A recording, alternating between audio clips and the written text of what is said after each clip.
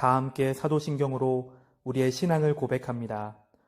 전능하사 천지를 만드신 하나님 아버지를 내가 믿사오며 그 외아들 우리 주 예수 그리스도를 믿사오니 이는 성령으로 잉태하사 동정녀 마리아에게 나시고 본디오 빌라도에게 고난을 받으사 십자가에 못 박혀 죽으시고 장사한 지 사흘 만에 죽은 자 가운데서 다시 살아나시며 하늘에 오르사 전능하신 하나님 우편에 앉아 계시다가 저리로서 산자와 죽은 자를 심판하러 오시리라.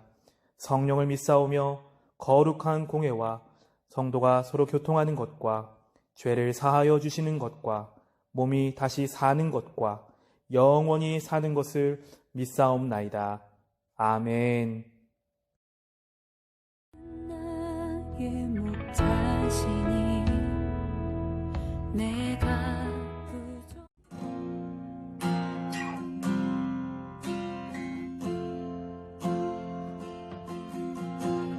주 나의 모습 보네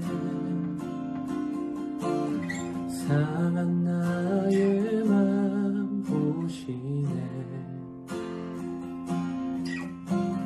주 나의 눈물 안에 홀로 울던 맘 아시네 주 나의 모습 보네 상한 나의 맘 보시네 주 나의 눈물 안에 홀로 울던 맘 아시네 세상 소망 다 사라져가도 주의 사랑은 끝이 없으니 살아가는 이 모든 순간이 주 은혜임을 나는 믿네 주 사랑 내게 있네 그 사랑이 날 채우네 주 은혜 내게 있네 그 은혜로 날 세우네 세상 소망 다 사라져가도 주의 사랑은 끝이 없으니 살아가는 이 모든 순간이 주 은혜임을 나는 믿네 세상 소망 다 사라져가도 주의 사랑은 끝이 없으니 살아가는 이 모든 순간이 주 은혜임을 나는 믿네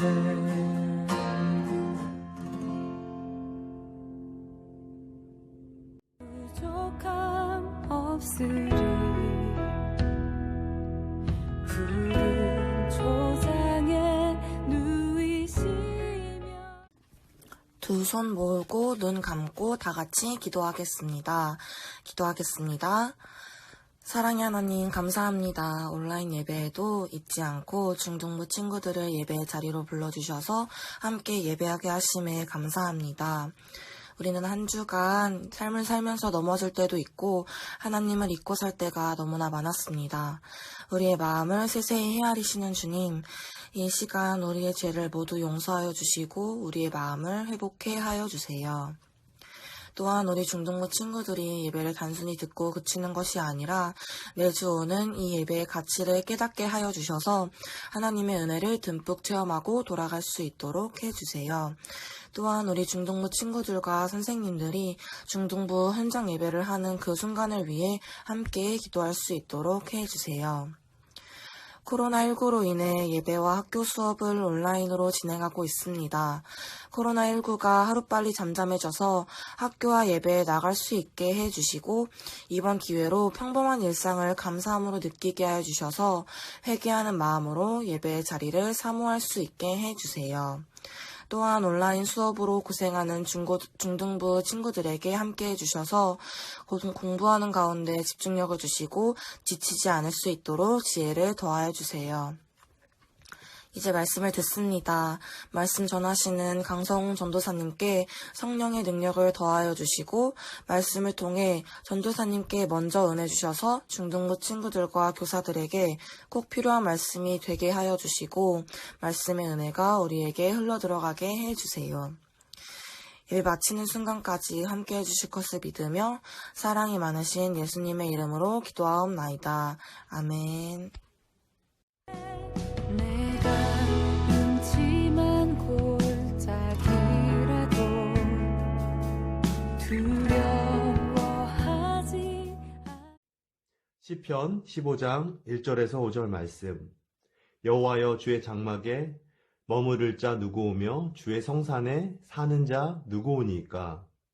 정직하게 행하며 공의를 실천하며 그의 마음에 진실을 말하며 그의 혀로 남을 허물하지 아니하고 그의 이웃에게 악을 행하지 아니하며 그의 이웃을 비방하지 아니하며 그의 눈은 망령된 자를 멸시하며 여호와를 두려워하는 자를 존대하며 그의 마음에 선한 것을 해로울지라도 변하지 아니하며 이자를 받으려고 돈을 꾸어주지 아니하며 뇌물을 받고 무죄한 자를 해하지 아니하는 자이니 이런 일을 행하는 자는 영원히 흔들리지 아니하리이다.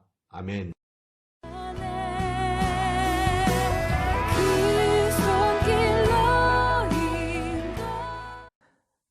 샬롬. 네, 사랑하는 우리 중등부 친구들 반갑습니다. 네, 오늘도 이렇게 영상으로 예배 자리에 참석한 우리 모든 친구들을 우리 주님의 이름으로 사랑하고 환영합니다. 네, 오늘 말씀 전하기에 앞서서 전도사님 한 가지 광고 좀 전하고 말씀 나누도록 하겠습니다. 우리 중등부는 코로나 바이러스로 인해서 계속해서 지금 영상으로 또 흩어지는 예배로 지금 가정에서 예배를 드리고 있습니다.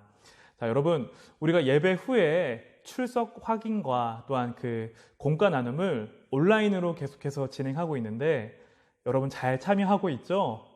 네, 여러분이 너무나 잘 참여해준 덕분에 전도사님이 너무 좀 감동을 받아서 자, 좀 깜짝 이벤트를 진행하고자 하는데요.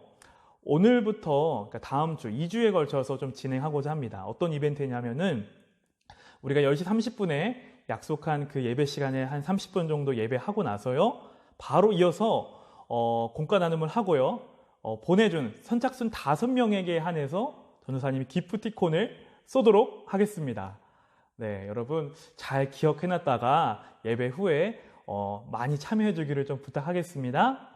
네, 오늘 전도사님 오늘 함께 읽은 시편 15편 1절에서 5절까지 말씀을 토대로 여호와의 집에 머무는 사람이라는 제목으로 잠시 말씀의 은혜를 나누도록 하겠습니다. 우리 친구들은 어떤 형태의 집에서 살고 있나요? 네, 아마 아파트일 수도 있고요. 또 빌라, 주택 등 아마 다양한 형태의 집에서 우리 친구들은 살 거예요. 그렇죠? 전도사님은 빌라에서 살고 있는데요. 왜 여러분이 어떤 형태의 집에 사냐 물어봤냐면요. 우리 인생에 있어서 집은 굉장히 좀 중요하다라는 생각 때문이었습니다. 자, 그 이유는요. 아마 우리가 인생에서 가장 많은 시간을 보내는 곳이 아마 집이 아닐까, 집이기 때문에 그렇다는 거죠. 여러분, 아무리 밖에서 힘든 일 겪고 또한 지친 일상을 보냈다 해도요. 자, 집에만 오면 회복되죠. 그렇죠. 힐링이 되죠. 자, 이처럼 집은요, 우리에게 편안함과 쉼, 그리고 회복을 제공하는 공간이에요. 자, 그래서인지 우리는 이 집에 많은 관심과 또 많은 투자들을 하게 되는데요. 예를 들자면은 우리 집안을 예쁘게 꾸미거나 아니면 여러분의 그 방, 여러분의 책상을 뭐 정리정돈하거나 아니면 예쁘게 꾸미는 일에 우리 많은 관심과 노력을 기울이게 하죠. 또한 편리한 가전제품을 구입하거나 아니면 안락한 소파를 구입해서 이 집안을 꾸미는데 우리가 많은 비용과 관심을 쓰는 것을 아까워하지 않습니다. 자, 그래요. 특별히 우리가 사는 이 한국 사회에서는요, 이 집에 대해서 많은 의미를 부여하는 사회인 것 같습니다. 여러분도 잘 알다시피 작년에 나온 영화 중에 기생충이라는 아주 유명한 영화가 있습니다. 여러분 다들 보셨나요? 네. 자, 이 영화는요, 지난 2월에 있었던 그 세계적인 권위를 지닌 미국 아카데미 시상식에서 무려 4관왕에 올랐던 감독상, 작품상, 각본상, 국제영화상, 발음하기도 힘드네요. 이렇게 4관왕에 오르며 세계인의 많은 관심과 많은 사랑을 받은 작품입니다. 여러분 혹시 영화 본 친구들 중에 이 영화의 내용이 어떤지 기억나나요? 네. 자, 이 영화에서 다루고 있는 주제 중에 하나가 바로 이 집과 관련된 주제였어요.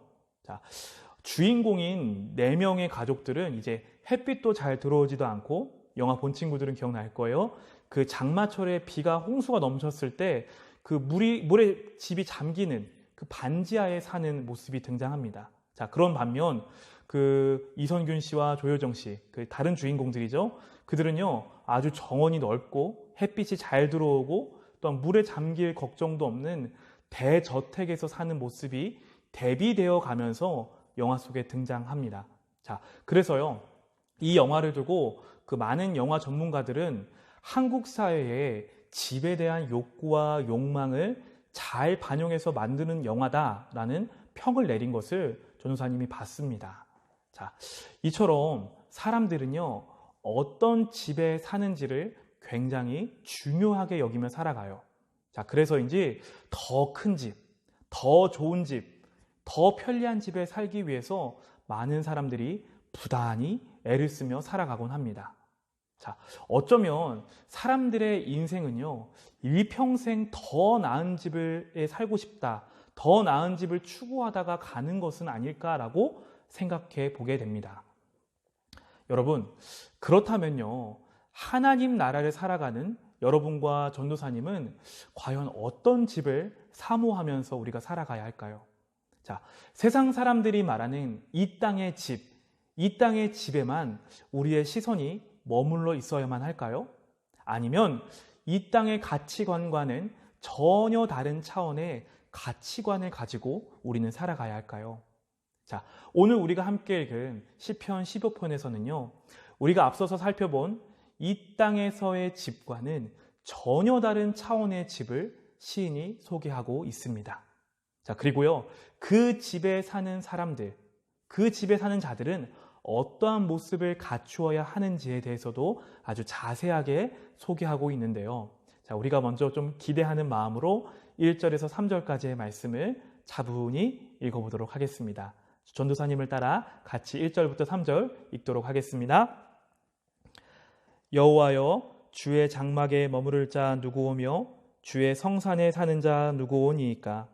정직하게 행하며 공의를 실천하며 그의 마음의 진실을 말하며 그의 혀로 남을 허물하지 아니하고 그의 이웃에게 악을 행하지 아니하며 그의 이웃을 비방하지 아니하며. 아멘. 자, 여러분 먼저 우리가 1절을 다시 한번 보도록 하겠습니다. 1절에서 시인은 이렇게 질문을 던지고 있습니다. 여호와여, 주의 장막에 머무를 자 누구오며 주의 성산에 사는 자 누구오니이까? 라고 말이죠. 여러분, 여기서 우리가 주목해서 봐야 할 단어가 두 단어가 등장하는데요. 바로 주의 장막과 주의 성산이라는 단어입니다. 여러분, 여기서 말하는 장막, 성산은 과연 무엇을 의미하는 걸까요? 자, 먼저 장막은요, 쉽게 생각해서 텐트라고 생각하면 될 것 같아요. 이스라엘 백성들이 이제 이집트를 탈출해서 나와서 광야에서 지낼 때 하나님께서 이제 이스라엘 백성들에게 말씀하십니다. 하나님이 머물 곳을 만들라라고 말씀하시면서 장막, 텐트 안에 내가 머물겠다라고 친히 말씀하십니다. 그리고요, 이 성산이라는 말은 그 뜻을 풀어보니까 거룩한 산이라는 의미예요. 그러니까 정리하자면은 지금 주의 장막과 주의 성산이라는 것은 하나님께서 임재하시는 곳, 하나님께서 머무시고 사시는 곳을 의미한다라는 거죠. 자, 그러니까 1절의 질문을 다시 이렇게 바꿔볼 수 있을 것 같아요. 시인은요, 하나님께서 임재하시는 이 곳에, 주의 장막과 주의 성산에 과연 누가 하나님과 함께 머물 수 있는지, 그리고 누가 하나님과 함께 살 수 있으며 하나님의 보호하심을 경험할 수 있는지를 물어보고 있다라는 거죠. 여러분, 누가 하나님의 장막과 하나님의 성산, 하나님의 집에 들어가서 살 수 있을까요? 한번 생각해 볼까요? 통장에 돈이 많은 사람이 하나님의 집에 들어갈 수 있을까요? 아니면 우리가 앞서 기생충에서 얘기했던 것처럼 대저택에 살고 있는 사람이 하나님의 집에 들어갈 수 있을까요? 아니면 외모적으로 좀 탁월하고 예쁘고 잘생긴 사람이 하나님의 집에 들어가 살 수 있을까요? 자, 하나님의 집에 들어가 살 수 있는 사람에 대해서 이어지는 2절부터 5절까지 자세하게 소개해주고 있습니다. 전도사님이 먼저 2절을 다시 한번 읽고 자세히 차분히 살펴보도록 하겠습니다. 우리 2절 말씀 다시 한번 볼게요. 정직하게 행하며 공의를 실천하며 그의 마음에 진실을 말하며. 아멘. 자, 먼저 2절을 보니까요, 첫 부분에 정직하게 행하며 라고 소개하고 있어요. 자, 여러분, 여기서 말하는 정직하다라는 의미는요, 흠이 없다라는 말입니다. 구약 성경인 레위기를 살펴보니까요, 이제 하나님 앞에 나아가서 제물을 바칠 때 그 제물에 사용되었던 동물들은 반드시 흠이 없는 동물들, 그 제물들을 사용해야만 했습니다. 왜냐, 하나님은 거룩하신 분이시기 때문에 그렇죠. 이것을요, 우리 인간들, 사람들에게 적용해 보자면요, 흠이 없는 모습이란 곧 거짓이 없는 모습이다라고 생각해 볼 수 있을 것 같아요.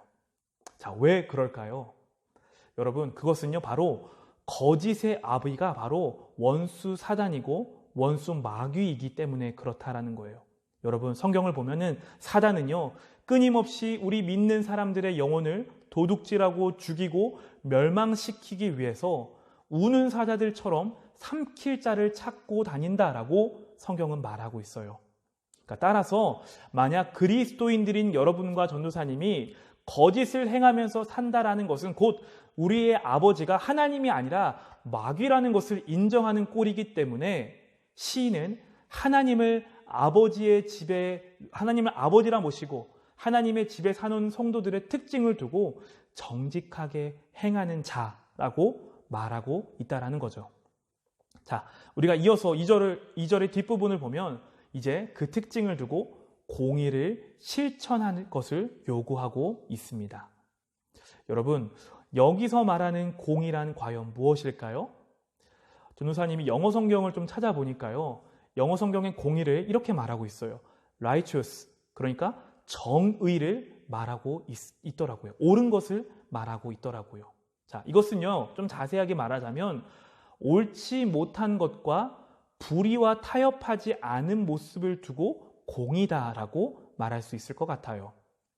여러분은 공의롭나요? 여러분 정의로우세요? 사실 우리의 모습을 좀 곰곰이 돌아보면 우리는 공의롭지 못하고요, 정의롭지 못한 모습들을 쉽게 발견할 수 있습니다. 자, 언제 확인할 수 있을까요? 바로 우리의 이익과 관계가 있을 때, 그러니까 쉽게 말해서 내가 손해보는 일에 대해서는 우리는 정의로워야지 머리로는 알는데 실제 행동으로까지 옮기지 못한다라는 말이죠. 아마 여러분 중에서 지금까지 살아오면서 이런 조언들 한 번쯤 들어본 친구들이 있을 거예요.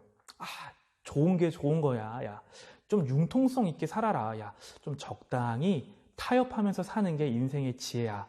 라는 조언들 한 번쯤 들어본 친구들이 있을 거예요. 여러분, 이런 조언들에 대해서 여러분 어떻게 생각하시나요? 자, 예수님께서는요, 단 한 번도 이 정의와 공의의 문제를 두고 타협해라, 적당히 해라, 좋은 게 좋은 거야 라고 가르쳐 주신 적이 없습니다. 여러분, 오히려 예수님께서는요, 의를 위하여 핍박을 받으라 라고 우리에게 가르쳐 주고 계십니다. 마태복음 5장 10절을 보면 이렇게 말씀하십니다. 의를 위하여 박해를 받은 자는 복이 있나니 천국이 그들의 것임이라. 아멘. 사랑하는 우리 친구들, 세상은요, 세상을 말하는 그런 가치를 쫓아 살아가지 마시기를 바랍니다. 여러분, 세상이 말하는 그런 어떤 의, 세상이 말하는 그 불의와 타협하지 말기를 바랍니다. 자, 여러분, 정의와 공의를 위한 일이라면 여러분, 우리에게 어떠한 손해가 있다 할지라도요, 핍박받는 것을 두려워하지 않는 여러분이 되기를 바랍니다. 여러분, 그런 자들에게 예수님께서는 지금 복 있는 자, 행복한 자다라고 여겨주시고 그들에게 천국을 선물로 주실 것이다라는 이 약속의 말씀을 굳건히 믿는 우리 모든 친구들이 되기를 바랍니다. 네, 우리 계속해서 2절의 후반부를 보면은 이제 시인은 하나님의 집에 사는 자들의 특징을 두고 그의 마음에 진실을 말하는 자다라고 말하고 있어요. 여기서 말하는 진실은 앞서 소개된 이 공의와 함께요, 구약 성경 안에서 항상 이렇게 짝으로 사용되는 말이더라고요. 자, 이 말은 무슨 뜻이냐? 곧 믿을만하고 신실하고 변함이 없고 충성스러운 상태를 나타내는 단어입니다. 여러분, 우리가 사는 세상을 보면은 갈수록 이 세상은 자신의 이익에 따라 언제든지 친한 친구도 배신하고요, 버리고요, 쉽게 변하고 누군가를 쉽게 믿지 못하는 사회가 우리가 사는 사회라고 생각합니다. 그래서인지 이 충성이라는 가치가 어느 때보다도 필요한 시대가 바로 우리가 사는 사회가 아닐까라고 생각해 봐요. 전도사님은요, 우리 친구들 모두가요, 먼저는 하나님 앞에서 그리고 사람 앞에서 믿을 만한 사람이 되었으면 좋겠어요. 하나님이 보시기에, 믿지 않는 사람들이 보기에 아, 믿을 만한 사람이다, 믿을 만한 친구다라는 그런 평가를 받는 우리 친구들 되기를 바랍니다. 그래서요, 하나님을 사랑하고 이웃을 섬기는 그 마음이 늘 변함없이 신실하고 충성스러운 여러분 한 사람 한 사람이 되어주기를 간절히 바랍니다. 네, 이처럼 정직을 행하고 공의를 실천하고 마음으로 진실을 말하는 자들은 이제 대인관계에서도 다음과 같은 특징을 보인다라고 성경은 이어서 말하고 있는데, 우리가 3절에서 5절의 앞부분까지 다시 한 번 더 전도사님이 읽도록 하겠습니다. 그의 혀로 남을 허물하지 아니하고 그의 이웃에게 악을 행하지 아니하며 그의 이웃을 비방하지 아니하며 그의 눈은 망령된 자를 멸시하며 여호와를 두려워하는 자들을 존대하며 그의 마음에 서운한 것은 해로울지라도 변하지 아니하며 이자를 받으려고 돈을 꾸어주지 아니하며 뇌물을 받고 무죄한 자를 해하지 아니하는 자이니. 아멘. 여러분, 우리가 방금 읽은 3절로 5절의 앞부분까지 그 모습들을 특징을 한마디로 요약하자면 무엇이다라고 말할 수 있을까요? 자, 그것은 바로 남에게 해를 끼치지 않는 모습, 해를 끼치지 않는 삶으로 정리할 수 있을 것 같습니다. 사랑하는 우리 중등부 친구들, 우리는요 지금 시편 15편 안에 등장하는 여호와의 집, 곧 하나님의 나라에 들어가 머무는 자의 특징에 대해서 계속해서 살펴보고 있습니다. 여러분, 하나님 나라에 들어가서 그분과 함께 하는 사람을 두고 지금 시인은 무엇이다라고 말하고 있나요? 그는요, 그런 사람들을 두고 헌금을 많이 내는 사람도 아니고 교회에서 많은 봉사를 하는 사람도 아니고 어떤 예배 순서를 잘 지키는 사람도 아니고 눈물을 흘리며 기도하고 찬양하는 것도 아니다라고 말하고 있어요. 굉장히 의외죠. 자, 하나님 앞에 설 수 있는 자는 누구냐? 바로 이웃을 향하여서 정직을 행하고 공의를 실천하며 그의 마음 안에 늘 진실을 말하는 사람. 그래서 그의 삶을 통해서 드러나는 그 모든 것이 하나님이 보시기에 합당한 사람, 거룩한 삶을 살아가는 사람이 바로 하나님의 집에 머무는 자의 특징이다라고 시인은 말하고 있습니다. 여러분, 그렇다면요, 왜 이 시인은 이웃을 향하여 그 행하는 정직과 공의, 진실이 하나님의 집에 머무는 사람의 특징이다라고 강조하고 있는 것일까요? 그것은요, 하나님께서 우리를 공동체로 부르셨기 때문에 그렇습니다. 여러분, 앞서 시인이 강조했던 모든 가치들은요, 사실 우리가 혼자 산다라고 했을 때는 그렇게 우리에게 중요한 것들은 아니에요. 여러분, 한번 생각해 보세요. 혼자 있는데 정직하고 공의롭고 진실을 말한다고 해서요, 우리에게 얻어지는 유익과 어떤 의미 있는 일들은 없습니다. 자, 이것들이요, 같이 있어지고 그 다음에 의미 있어지기 위해서는요, 반드시 다른 사람, 타자가 필요하게 되죠. 자, 나와 다른 사람, 공동체 안에서 우리는 살아가기 때문에 앞서 시인이 말했던 하나님의 집에 사는 사람의 특징인 정직과 공의와 진실이 더욱더 가치 있고 필요하게 된다라는 것입니다. 자, 그런데요, 많은 그리스도인들이 하나님 앞에서는 정직하고 공의롭고 진실하게 살겠다고 결심하지만 타인과의 관계 안에서는 그렇지 못하는 모습들을 보일 때가 너무나 많이 있습니다. 하나님과의 관계에만 신경 쓰지 다른 사람과의 관계는 어떻게 되든지 신경 쓰지 않는다라는 거예요. 여러분, 이런 모습을 두고 예수님께서는 마태복음 5장 23절로 24절에 이렇게 말씀하고 계십니다. 잘 들어보세요. 그러므로 예물을 제단에 드리려다가 거기서 내 형제에게 원망들을 만한 일이 생각나거든 예물을 제단 앞에 두고 먼저 가서 형제와 화목하고 그 후에 와서 예물을 드리라. 아멘. 그러므로 사랑하는 우리 중등부 친구들, 오늘 말씀을 통해서 우리는 우리 스스로의 모습을 돌아봐야 하고요, 우리의 내면에 이런 질문을 던져봐야 합니다.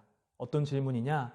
나는 하나님이 원하시는 삶의 모습으로 변화되어 가고자 하는 거룩한 열망, 거룩한 소원이 내 안에 있는가를 물어봐야 합니다. 그리고 나는 하나님의 집에 머무는 자의 특징을 가지며 살아가고 있는가를 우리는 먼저 점검해 봐야 할 줄로 믿습니다. 여러분, 우리는요, 물론 구원받기 위해서 어떠한 노력을 할 필요가 없습니다. 왜냐? 구원은 예수님을 믿는 믿음으로 이루어지는 것이기 때문에 그렇습니다. 하지만 구원 이후에 거룩한 삶으로 변화하기 위해서는 날마다 우리가 치열하게 싸워야 하는 책임이 우리에게 주어졌다는 사실을 여러분 잊지 마시기를 바랍니다.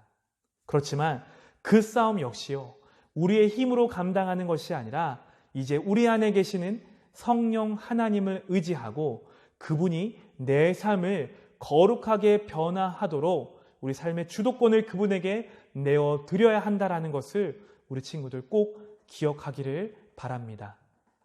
새롭게 시작하는 이번 한 주도요, 여러분의 삶의 곳곳에서 정직과 공의 그리고 진실의 삶을 살아내는 우리 친구들 되기를 바랍니다. 여러분 한 사람 한 사람이 여러분의 가정과 학교 그리고 학원과 친구 관계, 부모님과의 그 모든 관계 안에서 이제 예수님의 빛을 반사해내는 마치 반사체와 같이 작은 예수들로 여러분이 있는 그곳에서 살아내는 여러분 모두가 되기를 축복합니다. 그래서 시인이 말한 정직과 공의, 이 진실의 삶을 통해서 세상이 하나님의 영광을 여러분을 통해서 보게 될 줄로 믿습니다. 여러분을 통해서 세상이 하나님의 살아계심을 경험하게 될 줄로 믿습니다. 그래서 그렇게 살아나는 자들에게 시인이 마지막 구절을 통해서 말하는 영원히 흔들리지 아니하는 하나님의 약속과 축복을 받는 우리 모든 중등부 친구들 되기를 주님의 이름으로 간절히 소원합니다. 이 시간 전도사님이 마지막으로 기도하고 주기도문으로 오늘 모든 예배를 마치도록 하겠습니다. 다 같이 두 손 모으고 기도하겠습니다. 살아계신 하나님, 오늘도 하나님의 말씀을 우리에게 허락하여 주시니 감사합니다. 오늘도 우리에게 주신 말씀에 비추어서 우리의 삶을 돌아보게 하시고 다시금 주님 앞에 결단하게 하시니 감사합니다. 주님, 우리의 평생의 소원이 여호와의 장막과 성산에 머물며 주님의 임재 안에 살아가는 것이 되기를 간절히 소망합니다. 특별히 오늘 시인이 고백한 것과 같이 날마다 정직하게 행하며 공의를 실천하고 진실을 말하는 자가 바로 내가 되기를 주님 앞에 결단합니다. 세상은 갈수록 정직과 공의, 진실의 가치를 값싸게 여기지만 주님의 자녀인 우리들은 이 악한 세대 속에서 더 정직하게 살아가게 하시고 공의를 실천하게 하시며 우리의 온 마음으로 진실을 말하는 자들이 되기를 소원합니다. 그래서 이 어지럽고 혼란스러운 세상 한가운데서 하나님의 빛을 비추는 주님의 자녀들 모두가 우리 중등부 친구들 한 사람 한 사람 되도록 주님 은혜를 베풀어 주시옵소서. 특별히 코로나19 상황이 장기화되고 있습니다. 바로 이때에 우리가 영적으로 더욱더 깨어나 기도하는 친구들 되기 원합니다. 하나님, 이 상황이 하루속히 회복되게 하시고 우리를 향하신 하나님의 뜻을 우리가 날마다 구하는 우리 중등부 모든 지체들 되게 하여 주시옵소서. 특별히 개학이 계속 연기 중에 있는데 하나님, 더 이상 이 바이러스가 확산되지 않도록 보호하여 주시고 백신이 개발되어서 우리의 일상이 회복될 수 있는 은혜가 우리 가운데 주어질 수 있도록 주님 함께하여 주시옵소서. 이제 저희 중등부도 현장 예배 재개를 준비 중에 있습니다. 하나님, 이 재개될 예배를 위하여서 우리 중등부 모든 구성원 한 사람 한 사람이 먼저 깨어서 기도하는 교사와 학생들 되게 하시고 우리가 다시 이곳에 모여서 하나님 중등부 예배당에서 함께 교제하고 예배하는 그날이 속히 올 수 있도록 하나님 우리 위에 은혜를 베풀어 주시옵소서. 몸이 아픈 친구들, 마음이 아픈 친구들, 특별히 부모님과 친구들과의 관계가 깨어져서 낙심하고 절망하는 친구들이 있다면은 이 시간 주님께서 친히 찾아가 주셔서 위로하시고 치료하여 주시고 회복하여 주시옵소서. 그래서 다시금 하나님의 영광을 위해서 살아가는 우리 중등부 친구들 한 사람 한 사람 되게 하여 주시옵소서. 주님, 이 모든 말씀 우리의 인생의 주인이시며 우리의 삶을 통하여 영광 받으실 살아계신 예수 그리스도의 이름으로 간절히 기도합니다. 아멘.